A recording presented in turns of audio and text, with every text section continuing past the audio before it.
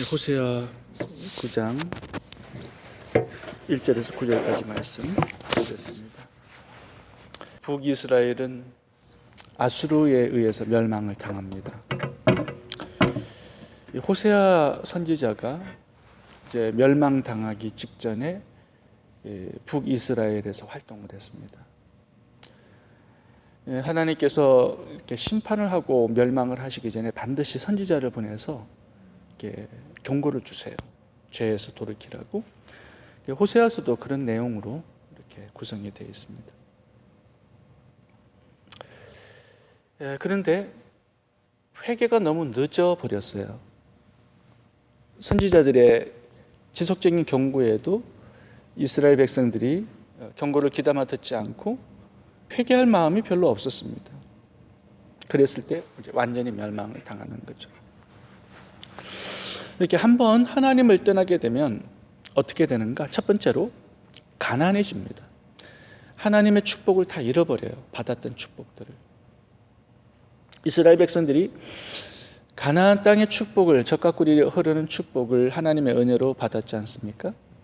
근데 그게 오래가지 못했습니다. 왜냐하면 가나안 땅에서 가나안 백성들이 섬기는 이방 신들을 섬기고 이렇게 범죄했을 때 젖과 꿀이 흐르는 가나안 땅은 별로 오래가지 못했다라는 사실입니다. 오늘 본문도 보시겠습니다. 1, 2, 3절 보시면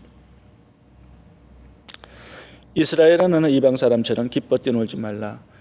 이제 이스라엘 백성들이 가나안에서 바알을 섬겼던 이방인들처럼 함께 그 축제에 가담해서 이 바알을 섬기면은 유익이 뭐냐면은 마음대로 성적 쾌락을 누릴 수 있다라는 것입니다. 바알의 여사제들이 있었기 때문에 마음대로 성적인 쾌락을 누릴 수 있었어요. 내가 행함하여 내 하나님을 떠나고 각 타작마당에서 음행의 값을 좋아하였느니라. 이 타작마당이 2절에도 나오는데 이 바알은 풍요의 신이었습니다. 그러니까 농작에 풍요를 가져다 주고 목축에 다산을 가져다 주는 풍요와 다산의 신이었습니다. 이 이스라엘 백성들이 하나님만이 주시는 이 풍요와 다산을 이제는 바알 신에 가서 찾게 되었어요. 그런데 이 풍요와 다산을 조금 얻는 것 같은데 결국은 어떻게 되느냐? 점점 더 가난해졌다라는 것입니다. 그래서 2절 보시면 타작마당이나 술틀은 이 포도즙을 짜는 술틀이거든요. 저희를 기르지 못할 것이며, 그러니까 이스라엘 백성들이 거기서 얻어먹을 게 없었다 이 얘기예요. 그걸 통하여서 먹고 자라지 못하였다. 새 포도주도 떨어질 것이요, 곡식도 없고 포도즙도 얻을 수 없었다. 결과가 뭐예요? 하나님을 떠나고 이 이방신으로 갔던, 세상으로 갔던 이스라엘 백성들의 결과는 먹고 살 것이 없이 굉장히 빈곤해지고 궁핍해졌다라는 것입니다. 이 포도주와 이 추수의 곡식은 풍요의 상징인데 그게 없었다라는 거예요. 우상 숭배의 결과는 더 가난해지고 더 진노를 당하고 하나님의 멸망을 당하는 것으로 끝나버렸다 이것입니다. 아담이 하나님을 떠났을 때 에덴 동산을 잃어버리는 결과, 또 이마에 땀이 흘러야 그 소산을 겨우 먹고 사는 그 정도로 궁핍해졌죠. 탕자가 아버지를 떠나요. 어떻게 됩니까? 돼지 우리에 들어가서 돼지를 치는 사람이 되죠. 하나님을 떠나게 될 때 찾아오는 첫 번째 현상은 가난과 궁핍입니다. 더 많은 것을 얻을 수 없어요. 젖과 꿀이 흐르는 가나안 땅을 하나님의 은혜로 받았는데 그것을 지속적으로 누리는 비결도 하나님과의 친밀한 관계에 있는 것입니다. 두 번째, 하나님을 떠나게 되면 삶의 터전도 빼앗겨 버립니다. 땅도 빼앗겨 버려요. 3절 보겠습니다. 저희가 여호와의 땅에 거하지 못하며 땅도 잃어버려요. 에브라임이 애굽으로 다시 돌아가고 옛날 노예의 시절로 다시 돌아가는 거예요. 과거로 돌아가 버립니다. 아수르에서 더러운 것을 먹을 것이라. 이 3절이 얘기하는 것은 뭐냐면 삶의 터전을 빼앗긴다라는 거예요. 예전에 하나님이 노예 상황에서 자유인으로 만들어줬잖아요. 다시 노예로 돌아간다는 거예요. 아수르에 들어가가지고 포로의 밥을 먹겠다라는 겁니다. 이제는 더 이상 자유가 없어요. 자유를 빼앗겨버려요. 땅도 삶의 터전도 아무것도 남는 게 없다라는 것입니다. 미래가 없어요.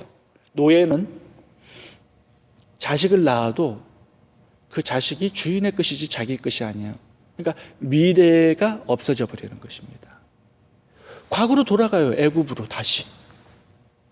이게 하나님을 떠나고 하나님의 말씀을 떠난 자의 결과입니다.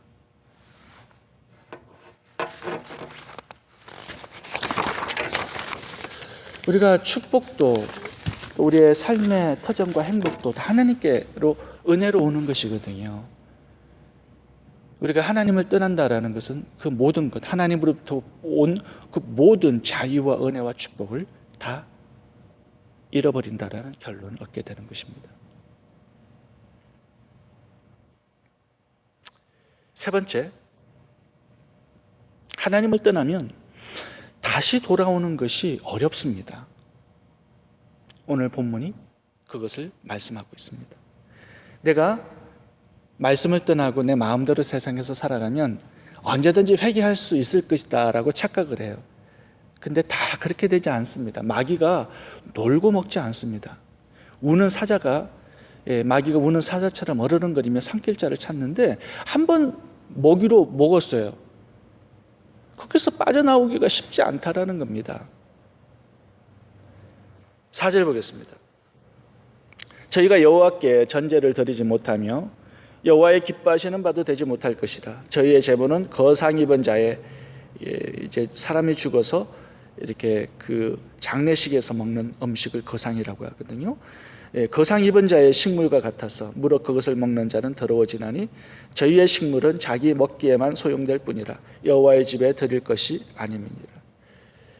이 거상 입은 자, 이제 누가 죽어서 장례를 당한 자의 음식, 이 장례를 당한 자는 율법에 7일 동안 하나님의 전에 들어오지 못하게 했습니다. 왜냐하면 죽은 자를 만지는 자는 부정하게 되는 법칙에 따라서 하나님께 예배를 못하는 거예요.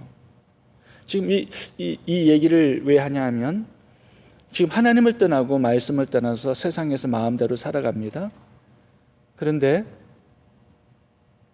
그 사람들이 다시 하나님께 돌아와서 예배를 드리고 하나님을 찾을 때 그렇게 될 수 있느냐? 그렇게 되지 못한다라는 거예요. 다시 예배자로 살아갈 수 있느냐? 그러지 못한다라는 겁니다. 예배의 기회가 이게 엄청난 기회예요. 하나님과 좋은 친밀한 관계를 가질 수 있다는 게 어마어마한 특권이고 영광입니다. 근데 이게 힘들어서 재미가 없어서 세상으로 나아가 마음대로 살아요. 그러면 다시 예배를 드리고 싶어하는 그 삶이 돌아오지 않는다라는 겁니다. 다시 하나님을 찾고 싶어요. 너무 힘드니까. 이스라엘 백성이 이런 상태거든요. 너무 힘들고 너무 가난하고 너무 고통 가운데 있기 때문에, 위기 가운데 있기 때문에 하나님을 부르짖고 하나님을 찾고 하나님을 예배하고자 하지만 그렇게 되지 않는다라는 겁니다. 다시 예배자로 살기가 어렵다라는 거예요. 한번 더러워지면 내가 그 더러움에서 다시 한번 정결케 되고 회복되는 게 내 마음대로 되느냐? 회개가 내 마음대로 되느냐? 아니에요. 그렇게 되지 않아요.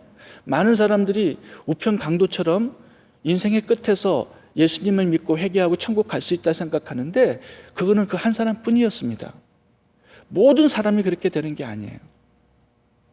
그러니까 평안할 때 기도해야 되는 거고, 평안할 때 예배에 힘써야 되는 것이고, 말씀을 묵상해야 되는 것이고, 힘들어도 새벽 예배하고, 이렇게 영적인 일에 힘쓰면서 살아가는 것이 얼마나 귀중한 것인가를 알아야 돼요. 그렇지 못할 때 타락의 자리로 떨어져서 그 상태에서 예배드리고 싶고 기도하고 싶고 하나님을 찾고 싶은데 그게 마음대로 되지 않는다라는 겁니다. 우리가 하나님을 저버리게 될 때 다시 탕자처럼 돌아올 수 있는 사람들이 많지 않습니다. 그렇게 쉽게 되지 않습니다. 그래서 우리가 자유로울 때, 기회가 있을 때 이 하나님을 섬기고 예배하는 기회를 단단히 붙들어야 합니다. 또 하나님의 사역에 더욱더 견고해서 힘써야 됩니다. 그 길만이 내가 타락의 길을 저버릴 수 있는 것이고 죄에 빠지지 않는 길이 되는 것이고 하나님 주신 축복을 나의 것으로 지키고 누릴 수 있는 비결이 되는 것입니다. 오늘 마지막 6절을 보고 마치겠습니다. 하나님을 떠나면 죽음밖에 없습니다. 보라, 저희가 멸망을 피하여 갈지라도 애굽은 저희를 모으고 노업은 저희를 장사하리니 저희의 은 보물은 찔레가 덮을 것이요 저희의 장막 안에는 가시덩굴이 퍼지리라. 6절에 보시면 이제 아수르의 공격을 당하여서 이스라엘이 멸망을 합니다. 그때 많은 사람들이 애굽으로 피신을 해요. 노비, 이 애굽의 도시입니다.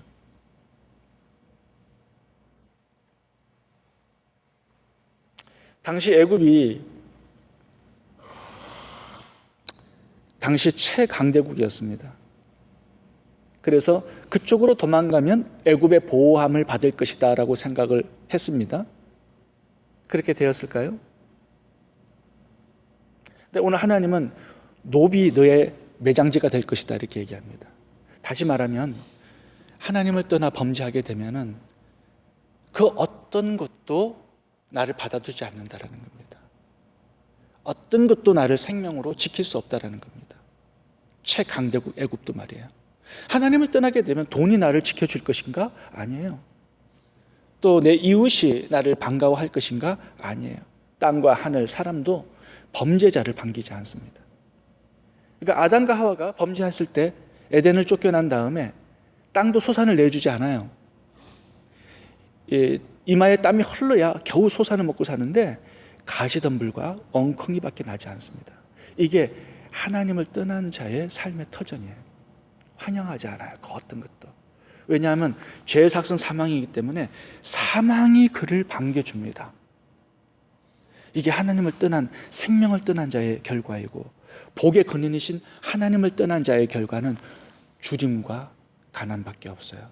결국은 사망이 그의 결론이 되는 것입니다. 이 애굽으로 피신한 이스라엘 백성들은 어떻게 되냐면 애굽도 멸망을 당합니다. 애굽도 멸망을 당해서 하나님을 떠나 애굽을 의존하면서 살았던 그 사람들도 함께 죽임을 당해요. 굉장히 비참한 결론이 맞습니다. 이스라엘 백성들이. 하나님을 떠나고 말씀을 떠나서 안전을 구하려고 하는 곳, 평안을 누릴 수 있다고 하는 그런 곳은 없습니다. 심판의 장소이며 파멸의 장소가 되는 것입니다. 요나가 하나님을 떠나서 도망갔을 때 고래 뱃속이 그의 매장지가 될 뻔했었죠. 근데 우리가 빨리 회개하고 힘들 때, 어려울 때, 고난을 당할 때 그것이 바로 하나님께서 내가 너를 사랑하고 있다라는 증거가 되는 것이거든요. 빨리 돌아와라. 탕자가 지엄 열매를 먹고 있을 때 아버지를 생각하고 돌아오죠. 아직 늦지 않았다라는 거예요. 아버지를 생각하고 아버지를 찾고 다시 아버지로 돌아오는 그 길, 그것이 다시 한번 우리가 살 길이요, 우리가 행복을 누릴 수 있는 비결이 되는 것입니다. 기도하겠습니다. 좋으신 하나님, 하나님을 떠나고 말씀을 떠날 때 또 가난해지고 삶의 터전도 빼앗기고 죽음과 심판과 멸망이 우리의 결론이 된다라는 것을 말씀하셨습니다. 하나님, 자유로울 때, 평안할 때, 기회가 있을 때 더욱더 하나님을 섬기고 예배하는 자가 되기 원합니다. 하나님 맡겨주신 전도와 선교와 구제의 사명을 저희들이 충실하게 따라가고 감당하기 원합니다. 그래 하나님께서 허락하신 젖과 꿀이 흐르는 그 가나안 땅, 하나님 주신 모든 은혜와 축복들을 나의 것으로 지키고 누릴 수 있는 저희가 되게 해 주옵소서. 예수님의 이름으로 기도하옵나이다.